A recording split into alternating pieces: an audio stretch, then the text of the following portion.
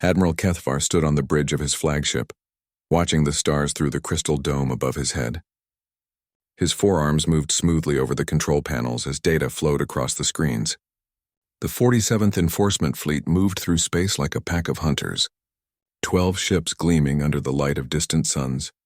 For 3,000 years, the Zephyrian hegemony had ruled this part of the galaxy.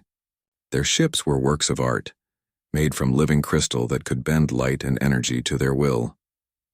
Each vessel hummed with power, their hulls shifting color from deep blue to bright silver as they moved through space.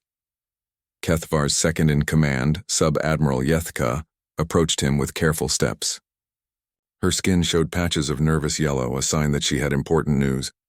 "Admiral, we have detected something unusual near the Kepler 442 system," she said, her voice making soft clicking sounds. "A vessel of unknown design appears to be drifting without power." Kethvar turned all four of his eyes toward her. "Unknown design? Show me the scans." The main display changed to show a long, dark shape against the black of space. The ship was huge, almost 3 kilometers from front to back. Its hull was made of some kind of metal, scarred and blackened in many places. Strange markings covered its sides, symbols that their computers could not translate. "It appears to be damaged," Yethka continued. "Our sensors detect minimal energy output. The construction is very primitive. Chemical rockets, metal armor plating, and what looks like projectile weapons." Kethvar made a sound that was like laughter among his people. "Another lost child species? How many is that this cycle?" 17, Admiral. The hegemony had encountered many races during their expansion across the stars. Most were simple creatures who had barely learned to travel between planets. They would resist at first, then accept their place in the great order of things. The hegemony would give them protection, technology, and purpose. In return, they would serve. It was a system that had worked for millennia. The strong guided the weak, and the galaxy became more orderly and peaceful. "Send boarding teams to 3 ships," Kethvar ordered. "Standard first contact protocol. Scan for survivors, catalog their technology, and prepare a cultural assessment report." "Yes, Admiral." Yethka's skin shifted to a more confident green color. "Should we expect resistance?" Kethvar looked at the damaged ship on the screen again. Its hull was full of holes, some patched with metal plates that did not match the original design. Scorch marks ran along its sides like wounds that had tried to heal. Whatever had happened to this vessel, it had barely survived. "Look at it, Yethka. This ship has been through a war and lost. Its people are probably hiding in whatever holes they can find, hoping someone will save them. We will be their salvation." The fleet moved closer to the strange vessel. Kethvar watched as his ships took positions around it. Each Zephyrian ship was a masterpiece of engineering. Their hulls could absorb energy attacks and redirect them back at enemies. Their weapons could tear apart the molecular bonds of any material. Their shields could turn solid matter into harmless light. Against such power, what could a primitive species do? "Admiral, we are receiving some kind of automated signal from the vessel," the communications officer reported. "It appears to be a distress beacon, but the language is unknown. Can you decode it?" "Working on it now, sir. The mathematical patterns suggest intelligence, but the language structure is unlike anything in our databases." Kethvar nodded. Every species they had encountered used similar patterns of thought and communication. It made sense. Intelligent life developed along predictable paths. First came fire, then tools, then machines, then space travel. Each step followed the last in an orderly sequence. "Sir, I have a partial translation," the communications officer announced. "The signal identifies the vessel as UES Retribution. The prefix appears to indicate military classification. It claims to be from something called the Terran Federation." "Terran," Kethvar repeated the word carefully. "Add that to the cultural files." "What else does the signal say?" "It appears to be repeating a warning about something called Devourers. The translation is unclear, but it seems to be advising other ships to avoid certain star systems." Yethka's skin shifted to a worried orange color. "Devourers? That sounds ominous." "Every primitive species has monsters in their stories," Kethvar said dismissively. "Fear of the unknown is natural for those who have not yet learned to control their environment. We will teach them better." The boarding shuttles launched from 3 of his ships, moving toward the dark vessel like silver fish swimming through the void. Kethvar watched them approach the ship's hull, searching for a way inside. "The hull appears to be sealed," came the report from the boarding team leader. We are cutting through what appears to be an airlock. Proceed with caution, Kethvar ordered. Remember, these beings may be afraid. Use minimum force necessary to secure the vessel. Understood, Admiral. We are inside now. The corridors are very large and dark. Emergency lighting only, Kethvar frowned. Large corridors meant large beings. That was unusual but not unknown. Some species grew quite large before developing intelligence. It usually made them slower and less clever, but also potentially more dangerous if frightened. What else do you observe? The construction is incredibly crude, Admiral. Metal welded to metal, with visible joints and seams. No elegance at all, but the boarding team leader paused. The scale is impressive. These corridors could fit 3 of us standing on each other's shoulders. Anything else? Yes, sir. There are marks on the walls. Deep scratches in the metal. They appear to be claw marks, but not from tools. From fingers, as if someone was trying to hold on to something while being pulled away. A chill ran through Kethvar's spine. That was not the kind of detail he expected to hear about a simple refugee ship. Continue your survey. Report anything unusual immediately. Yes, Admiral. We are moving toward what appears to be the ship's data core now. Kethvar waited, watching the stars outside his crystal dome. Something about this situation felt different from their usual encounters with primitive species. The size of the ship, the damage to its hull, those scratches on the walls, it all suggested a story more complex than simple mechanical failure. Admiral, the boarding team leader's voice came back, tense with excitement. You need to see this. We have accessed their data core. The records are disturbing. Explain. This species, these humans, they were at war, sir. Not with each other, but with something else. Something they call the Devourers. The logs describe battles across multiple star systems. Colonies being consumed. Entire worlds going silent. Kethvar's 4 eyes narrowed. Consumed how? The translation is unclear, but it appears these Devourers literally eat other intelligent species. Not just kill them, consume them for food. The bridge fell silent. In all their centuries of expansion, the hegemony had never encountered anything like that. Even their most violent conquests had been motivated by territory or resources, not hunger for intelligent flesh. What happened to the humans? Kethvar asked quietly. Unknown, sir. The last log entries speak of a running battle, falling back toward something called Earth. This ship appears to have been separated from the main fleet during the retreat. Kethvar stared at the damaged vessel on his screen. Suddenly, those scorch marks and hull patches told a different story. This was not a ship that had failed. It was a ship that had fought against impossible odds and somehow survived. But if that was true, where was its crew? The boarding team moved deeper into the human ship, their energy lamps casting strange shadows on the metal walls. Lieutenant Zephyrin led the way, his scanner beeping softly as it analyzed the air and surfaces around them. The atmosphere is breathable, he reported to his team. Nitrogen and oxygen mix similar to Class M worlds. Temperature is cold but acceptable. Behind him, 3 other Zephyrians followed in formation. Their crystalline armor glowed softly in the darkness, providing extra light as they explored the massive corridors. Everything about this ship felt wrong to them. Where Zephyrian vessels were smooth and flowing, this human ship was all sharp angles and straight lines. These markings on the walls, said Specialist Korthva, running her fingers over deep scratches in the metal. They are definitely made by claws or fingernails. But look at the depth. Whatever made these was incredibly strong. Zephyrin examined the marks more closely. They were not random scratches, but deliberate gouges, as if someone had been dragged along the corridor and tried desperately to hold on. The metal around each mark was bent and twisted from the force. Team leader, this is Admiral Kethvar. What is your current status? We have explored 3 levels of the ship, Admiral. No signs of active crew, but we are finding more disturbing evidence. There are what appear to be emergency barricades built into some corridors.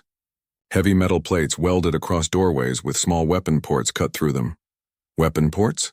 Yes, sir. Designed for projectile weapons. The humans appear to have been fighting something inside their own ship. The team continued forward, following the main corridor toward the ship's center.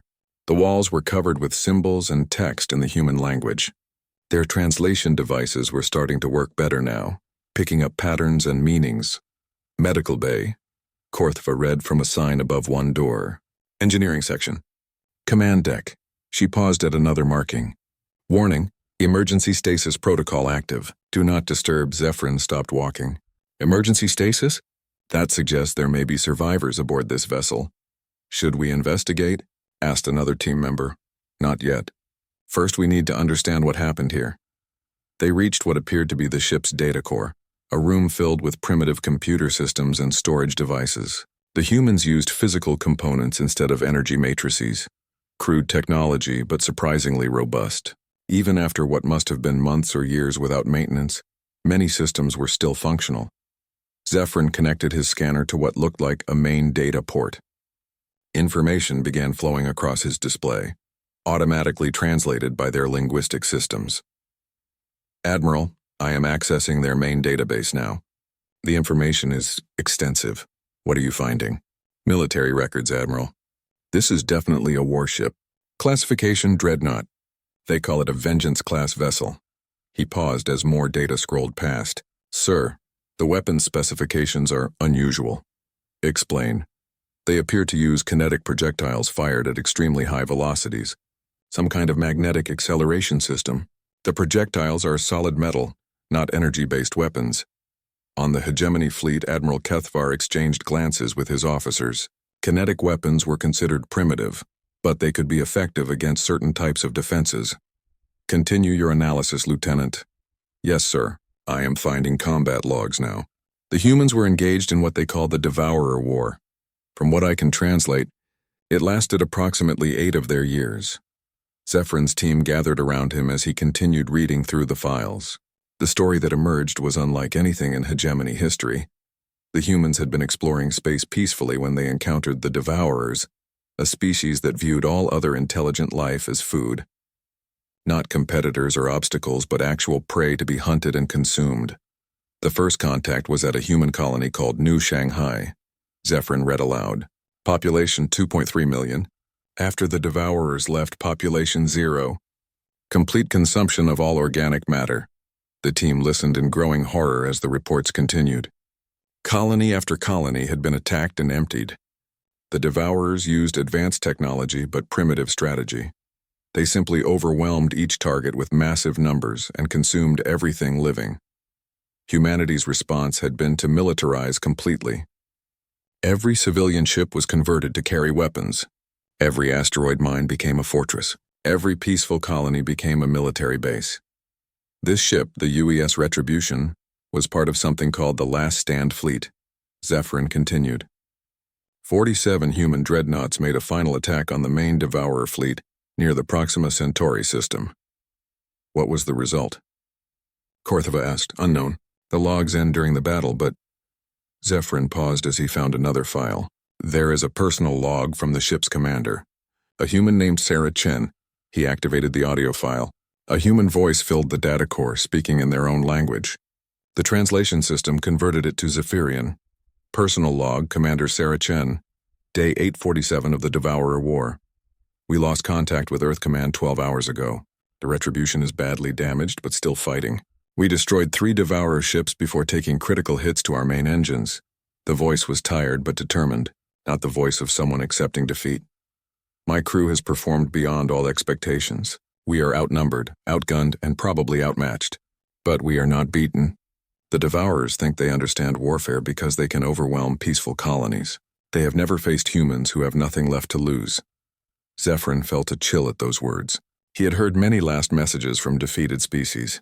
They usually begged for mercy or spoke of honor and death. This human spoke like someone planning to continue fighting. We are initiating emergency stasis protocols. If we survive the next few hours, we will sleep until rescue comes or the ship falls apart around us. If we don't survive, well, at least we made them pay for every life they took. The message ended. The data core fell silent except for the humming of machinery. Admiral, Zephyrin reported, I believe there may be surviving humans aboard this vessel. In emergency stasis, as the commander mentioned. How many? Unknown, sir. But if they have been in stasis since the battle, they could still be alive. On the bridge of his flagship, Admiral Kethvar considered this information. A species that had fought for 8 years against impossible odds, that had turned their entire civilization into a military force, that spoke of making enemies pay rather than begging for mercy. Lieutenant, locate the stasis chambers but do not disturb them yet. I want a complete analysis of this ship's capabilities first. Yes, Admiral. Should we continue exploring? Affirmative. But be careful. If even half of what these logs describe is true, these humans are unlike any species we have encountered before. Zephyrin and his team moved deeper into the ship, following corridors that seemed to stretch forever. They found weapons storage areas filled with projectile ammunition, medical bays equipped for treating severe combat injuries, and engineering sections that showed clear signs of battle damage and hasty repairs. Every room told the same story. A species that had been forced to transform itself from explorers into warriors, from builders into destroyers. The humans had not simply fought the Devourers. They had become something new in the process, something that might be far more dangerous than anyone realized. Deep inside the UES Retribution, in a chamber the aliens had not yet found, machines began to wake up. Lights flickered on along walls that had been dark for months. Computer systems came online with soft beeping sounds. The ship's artificial intelligence, which had been running on minimum power to keep critical systems alive, suddenly had access to much more energy. The AI called itself Achilles, named after an ancient human warrior. It had been monitoring the alien boarding party since they first cut through the outer hull. Now it was making calculations and decisions that would determine whether its crew lived or died. In 43 stasis chambers arranged around the central core, human bodies began the slow process of revival. Drugs flowed through their bloodstreams to counteract the effects of long sleep. Their hearts started beating faster. Their brain waves changed from the deep patterns of stasis to the lighter rhythms of approaching consciousness. Commander Sarah Chen was the first to open her eyes. The world came back to her in stages. First, the ceiling above her stasis pod, metal painted white with small lights embedded in it. Then the feeling of the thin mattress beneath her back and the weight of the blankets covering her body. Finally, the memories of why she was here.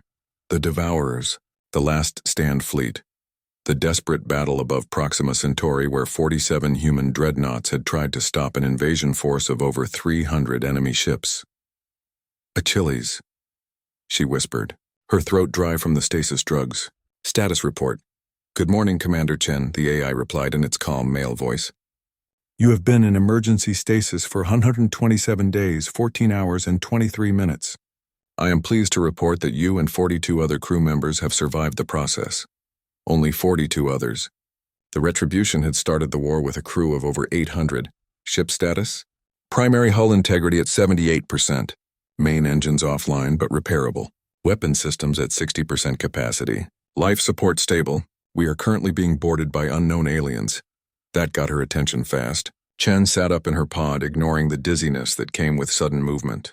Around her, other pods were opening as her surviving crew members began to wake up. Unknown aliens? Not Devourers? Negative, Commander.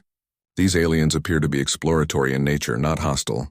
They have been examining our data cores and moving through the ship in small groups. Their technology appears advanced but different from Devourer systems. Chen climbed out of her stasis pod and walked to a nearby control panel. Her body was weak from the long sleep, but her mind was already working through the tactical situation. As information flowed across the screens, she began to understand what was happening. 12 alien ships had surrounded the Retribution. Their design was completely unlike anything in human databases, flowing, organic shapes that seemed to be made of living crystal. Beautiful, elegant vessels that radiated power and confidence. They think we're helpless, she said quietly. That appears to be their assumption, Commander. They have made no effort to hide their approach or prepare for resistance. Other crew members were gathering around her now. Lieutenant Commander Jackson from Engineering, still pale from stasis but already checking system reports. Major Rodriguez from Security, her hand automatically moving to where her sidearm should be. Chief Petty Officer Kim from Communications, studying the alien transmissions with professional interest. These were the survivors. The ones who had made it through 8 years of desperate warfare against an enemy that showed no mercy and took no prisoners. They were tired, they were scarred, and they were very, very dangerous. Ma'am, Jackson reported, main systems are coming online. The reactor is stable, weapons are charging, and I can have engines back online in 30 minutes. Alien ship positions? Chen asked. They've arranged themselves in a standard inspection formation, Rodriguez answered. Close range, overlapping fields of fire, but positioned as if they're planning to protect us rather than fight us. Chen almost smiled at that. After everything they had been through, being treated like helpless refugees was almost insulting. Achilles, what do we know about these aliens? Analysis of their communication suggests they call themselves Zephyrians. They appear to be part of something called the hegemony. Based on their behavior and technological signatures, I believe they are used to encountering primitive species that require guidance and protection. They think we're primitives. The evidence suggests that conclusion. Commander, Chen walked to the main tactical display. The Retribution might look like a damaged refugee ship, but appearances could be deceiving. During the war against the Devourers, human ship design had evolved rapidly. What looked like battle damage was often camouflage. What appeared to be primitive construction was actually incredibly robust engineering, designed to keep fighting even after taking massive damage. The Retribution was a Vengeance-class Dreadnought, one of humanity's most advanced weapons. It had been designed specifically to hunt down and destroy Devourer ships that were larger, faster, and more heavily armed than anything humans had built before. To do that, human engineers had created something unprecedented in galactic warfare. A ship that could take enormous amounts of damage and keep fighting. The Retribution could lose half its hull and still be combat effective. Its weapons were designed not for elegant dueling but for brutal, decisive destruction. Commander, Chief Kim reported, I'm picking up quantum entanglement signatures. Our emergency beacon is still active and transmitting. Transmitting to whom? Unknown, ma'am. The signal is heavily encrypted, but it's definitely human in origin. Chen felt the first glimmer of hope she had experienced in months.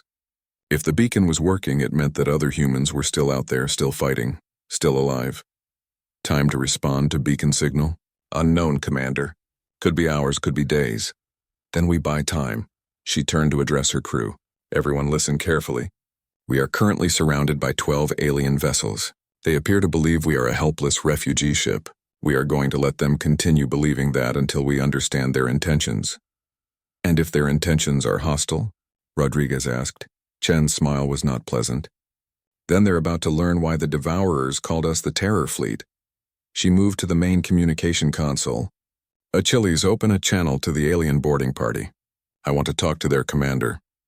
Channel open, Commander. Alien vessels, this is Commander Sarah Chen of the Terran Federation ship UES Retribution. You have boarded my ship without permission. Explain your intentions. There was a long pause before a response came.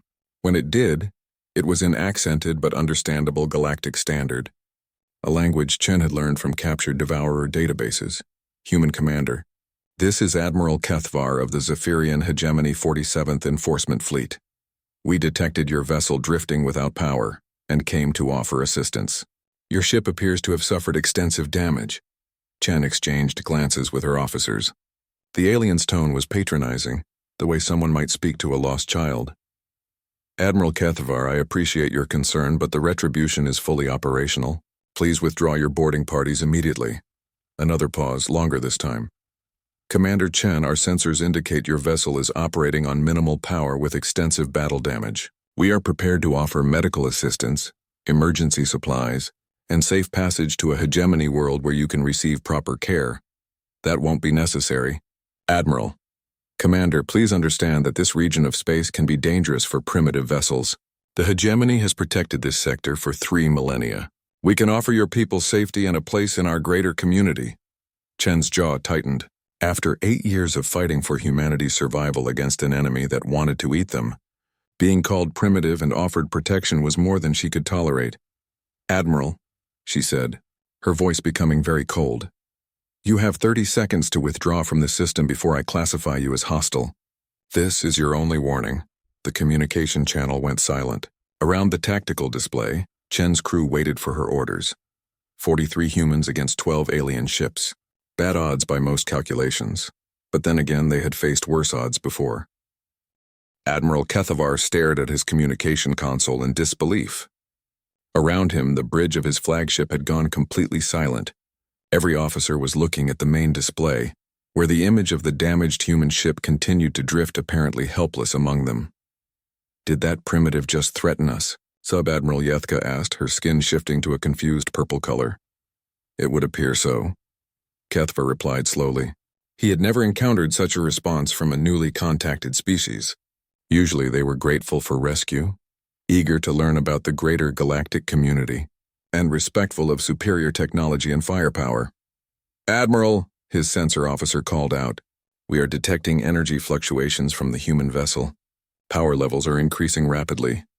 "Increasing how rapidly?" "Sir, they have gone from minimal power to—" "This cannot be correct. They are showing energy output equivalent to a hegemony battlecruiser."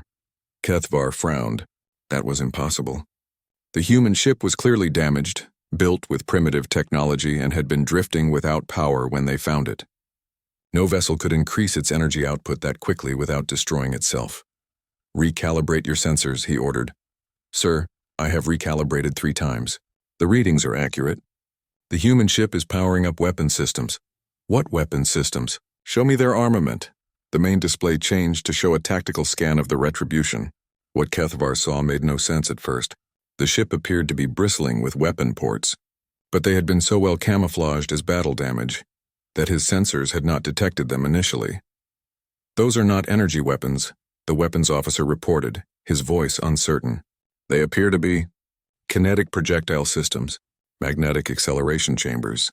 Very large ones." "How large?" "Sir, some of these weapons appear capable of accelerating projectiles to significant fractions of light speed. The kinetic energy would be enormous." Kethvar felt a chill run through his body.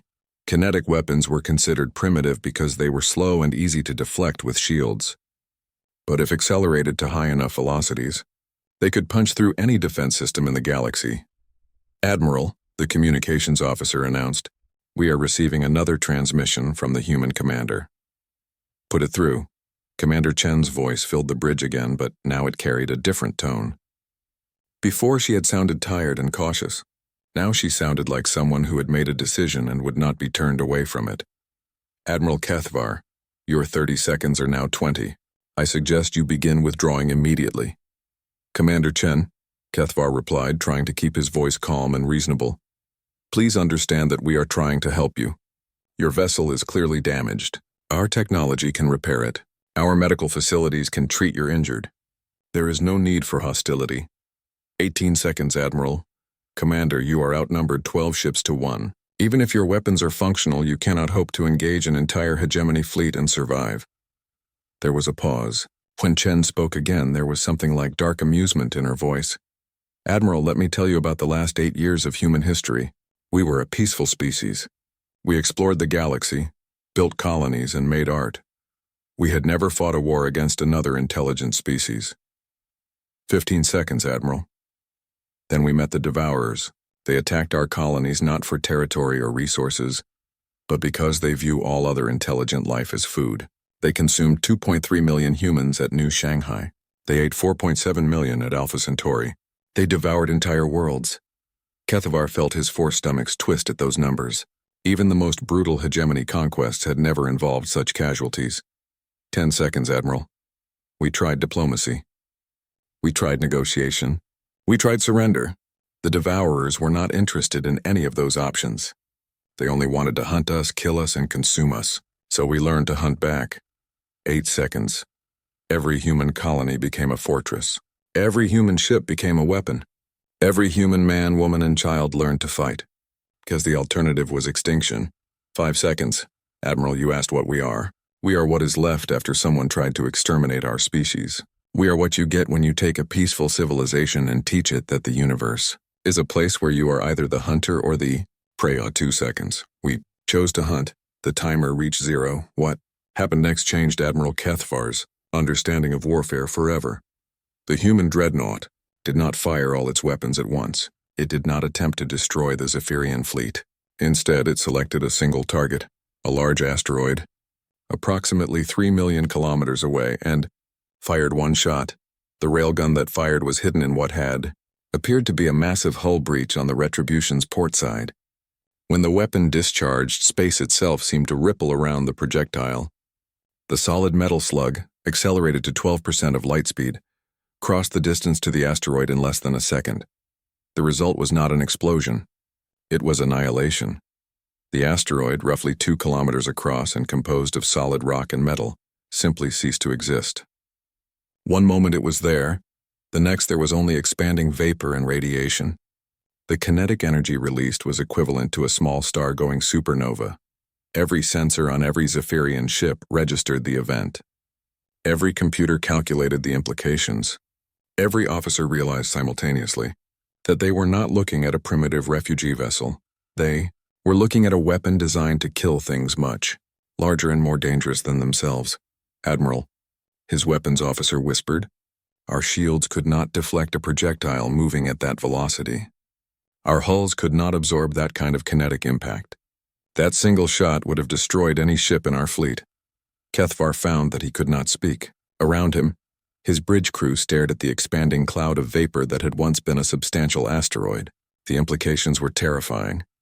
If the humans could do that with one shot, what could they do with a full barrage? "Sir," the communications officer said quietly, "we are receiving another transmission from Commander Chen." "Put it through," Kethvar managed to say.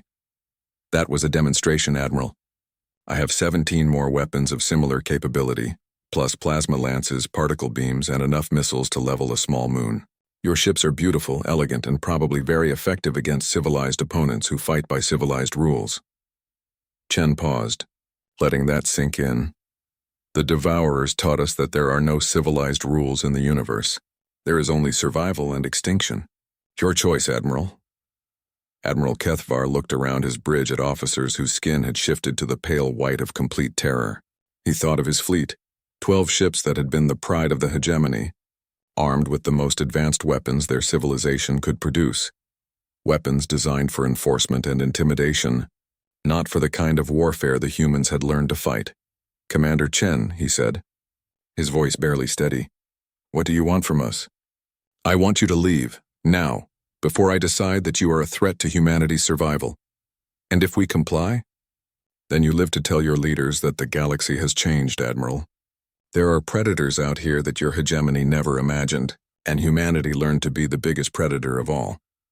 Kethvar gave the only order that made sense. "All ships withdraw to maximum sensor range immediately." As the Zephyrian fleet began to pull back, he stared at the human Dreadnought. It had not moved, had not pursued them, had not even powered up its other weapons. It simply waited, patient and deadly. For the first time in 3,000 years of hegemony expansion, Admiral Kethvar understood what it meant to be outclassed. The Zephyrian fleet hung motionless in space, 12 crystalline ships maintaining position at the edge of sensor range. For the first time in Admiral Kethvar's long military career, he found himself completely uncertain about what to do next. His ships had withdrawn as ordered, but the human Dreadnought had not pursued them. It simply waited, dark and patient like a sleeping predator that might wake at any moment. The demonstration shot that had vaporized the asteroid continued to replay on his tactical screens, each viewing making the implications more terrifying.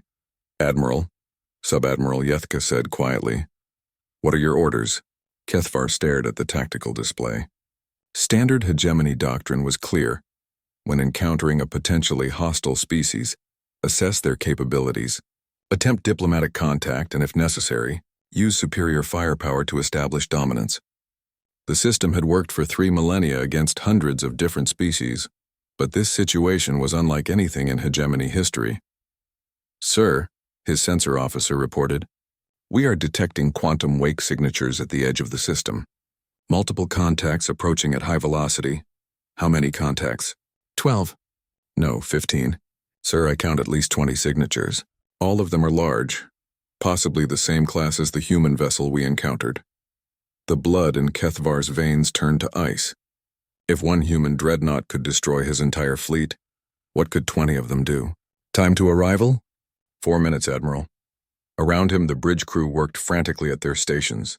Some were trying to analyze the incoming ships, others were calculating escape routes, and a few were simply staring at their screens in disbelief. "Admiral," the communications officer announced, "we are receiving a transmission from Commander Chen. Put it through." Chen's voice filled the bridge, but now it carried a note of what might have been satisfaction. "Admiral Kethvar, I thought you should know that the Terran Federation relief fleet has arrived.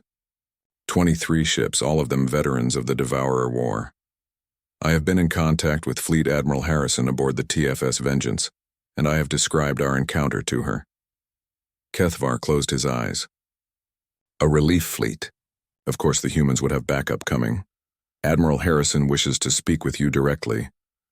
The communication channel shifted, and a new voice came through. This one was older, more tired, but carried absolute authority.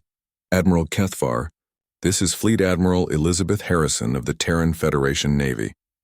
I understand you have had the opportunity to observe a demonstration of human weapons technology. Yes, Kethvar managed to say. Good. Then you understand that we are not the helpless refugees you initially assumed us to be. On his screens, Kethvar watched as the human fleet dropped out of faster-than-light travel at the edge of the system. 23 massive ships, each one bearing the scars of desperate battles and impossible victories. They moved with practiced precision, taking positions that would allow them to engage any target in the system within seconds. Each ship was unique, clearly modified and rebuilt multiple times during years of warfare. They were ugly, functional, and absolutely terrifying to anyone who understood what they represented.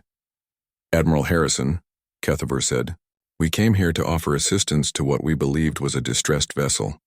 We had no hostile intentions. I believe you, Admiral. Commander Chen has informed me that you and your people appear to be exploratory rather than predatory. That is the only reason we are having this conversation instead of simply destroying your fleet. The casual way she said it made Kethavar's 4 hearts skip beats. However, Harrison continued, I need you to understand something important. Humanity has been changed by our war with the Devourers. We are no longer the peaceful explorers we once were. We have become something harder, something more dangerous. Through the quantum entanglement communicator, Kethvar could hear other voices in the background of the human flagship. Orders being given, systems being checked, weapons being maintained. The sounds of a military force that never relaxed, never assumed safety, never stopped preparing for the next battle. We have learned that the galaxy is not a safe place for the weak or the naive. We have learned that there are species out there that view intelligence as nothing more than a seasoning for their meals. We have learned that survival requires strength, and strength requires the willingness to use it. The human fleet had finished its deployment. 24 ships now, including the Retribution, arranged in a formation that could deliver devastating firepower from multiple angles. It was not an aggressive formation, but it was an absolutely secure one. Your hegemony has ruled this region of space for 3,000 years, Harrison continued. You have brought order and stability to dozens of species. That is commendable. But your order was built on the assumption that you would always be the strongest force in the area. And now? Kethvar asked. Now there are humans in your galaxy, Admiral. We did not choose to be here. We came because we were running from an enemy that wanted to exterminate us. But we are here now and we are not going away. Kethvar looked around his bridge. His officers were watching him, waiting for orders that he had no idea how to give. Fight? Against weapons that could vaporize entire ships with single shots? Retreat? And report to the Hegemony High Command that they had encountered a species that made their entire military obsolete? What do you want from us? He asked. Nothing, Admiral. We want nothing from you or your hegemony. We do not seek territory, tribute, or submission. We have only one goal, to ensure that humanity survives and that no species ever again has the power to threaten us with extinction. And if our goals conflict? There was a pause. When Harrison spoke again, her voice was very quiet and very certain. Admiral, in the 8 years of the Devourer War, humanity transformed from a peaceful civilization of explorers into the most effective military force the galaxy has ever seen. We learned to fight enemies that were larger, faster, stronger, and more advanced than we were. We learned to win battles against impossible odds. We learned to survive when survival seemed impossible. The tactical display showed the human fleet maintaining perfect formation, 24 ships that moved like parts of a single organism. We destroyed the Devourers, Admiral, all of them. It took 8 years, cost us billions of lives, and required us to become something we never wanted to be. But we did it. We hunted down every ship, every colony, every trace of a species that had terrorized the galaxy for millennia. Kethvar felt something cold settle in his stomachs. The humans had committed genocide. Complete total extinction of an entire species. I tell you this not to threaten you, but to help you understand what you are dealing with. Humanity is no longer bound by the moral constraints that govern civilized species. We learned that sometimes survival requires doing things that peaceful civilizations would never consider. The communication channel was quiet for a long moment. Your ships are beautiful, Admiral. Your technology is elegant. Your civilization has brought peace to many worlds. I respect that. But if you ever threaten humanity or any of our allies, we will destroy you completely. Not defeat you, not conquer you, not subjugate you. Destroy you? Do you understand? Admiral Kethavar looked at his tactical display one last time. 12 Zephyrian ships, the pride of the hegemony, faced by 24 human dreadnoughts that had learned warfare in the hardest school the galaxy could provide. There was no choice to make. Really? I understand, Admiral Harrison. Good. Then I suggest you return to your leaders and inform them that the balance of power in this galaxy has changed. There is a new apex predator among the stars, and it learned to hunt by being hunted. The human fleet began to move, not toward the Zephyrian ships, but away from them, toward the outer edge of the system. They were leaving, but the message was clear. They could return at any time. One last thing, Admiral, Harrison added. If you encounter any refugees fleeing from something called devourers, help them. There may still be some of those creatures alive in distant parts of the galaxy. If there are, they will eventually come this way. And when they do, you will want humanity as an ally, not an enemy. The communication channel closed. Admiral Kethavar sat in his command chair and watched the human fleet disappear into faster-than-light travel. Around him, his bridge crew slowly returned to their duties, but the normal sounds of a working warship seemed muted and uncertain. Admiral, Yethka said quietly, what do we report to High Command? Kethavar thought about that question for a long time. How do you explain to a civilization that has known only victory for 3 millennia that they have encountered something that makes them obsolete? How do you describe a species that had learned warfare from the edge of extinction? We tell them the truth, he said finally. We tell them that the galaxy is a larger and more dangerous place than we ever imagined. And we tell them that humanity has become the thing that nightmares fear. The Zephyrian fleet began its long journey home, carrying news that would change the hegemony forever. Behind them, space was empty except for the slowly expanding cloud of vapor that had once been an asteroid. A monument to the moment when the galactic balance of power shifted forever. The age of human dominance had begun,